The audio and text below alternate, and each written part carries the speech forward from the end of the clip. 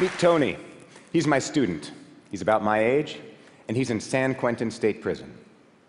When Tony was 16 years old, one day, one moment, it was Mom's gun. Just flash it, scare the guy. He's a punk. He took some money. We'll take his money. That'll teach him. Then last minute, I'm thinking, I can't do this. This is wrong. My buddy says, come on, let's do this. I say, let's do this. And those 3 words Tony's going to remember. Because the next thing he knows, he hears the pop, there's the punk on the ground, puddle of blood, and that's felony murder. 25 to life, parole at 50 if you're lucky, and Tony's not feeling very lucky. So when we meet in my philosophy class in his prison, and I say, in this class we will discuss the foundations of ethics, Tony interrupts me. What are you going to teach me about right and wrong? I know what is wrong. I have done wrong. I am told every day, by every face I see, every wall I face, that I am wrong.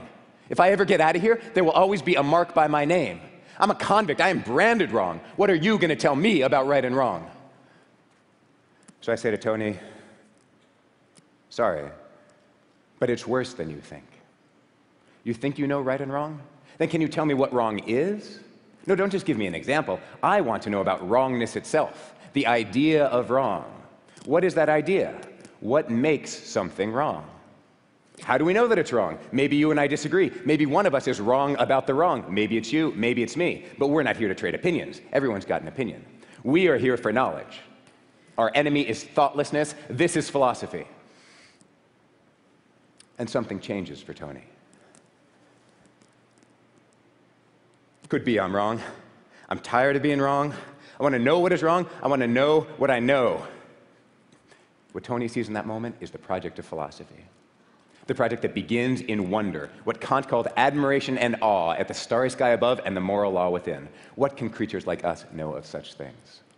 It is the project that always takes us back to the condition of existence, what Heidegger called the always already there. It is the project of questioning what we believe and why we believe it, what Socrates called the examined life. Socrates, a man wise enough to know that he knows nothing. Socrates died in prison. His philosophy intact. So, Tony starts doing his homework. He learns his whys and wherefores, his causes and correlations, his logic, his fallacies. Turns out Tony's got the philosophy muscle. His body's in prison, but his mind is free. Tony learns about the ontologically promiscuous, the epistemologically anxious, the ethically dubious, the metaphysically ridiculous. That's Plato, Descartes, Nietzsche, and Bill Clinton. So, when he gives me his final paper, in which he argues that the categorical imperative is perhaps too uncompromising to deal with a conflict that infects our everyday and challenges me to tell him whether, therefore, we are condemned to moral failure, I say, I don't know. Let us think about that.